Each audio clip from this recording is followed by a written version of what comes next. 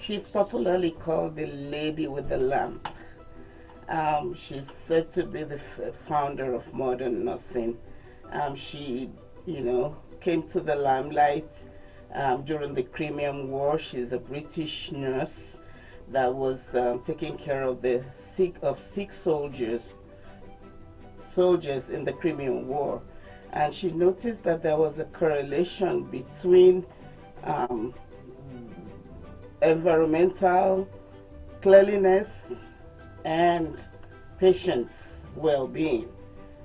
Found that the cleaner the environment, the more positive outcomes the soldiers had. So she garnered all her nurses to walk around the infirmary then, as it was called, and clean up all the dirt, and soldiers began to survive. They began to, their wounds began to heal. And so she birthed the modern nursing concept of environmental theory. That's Florence Nightingale.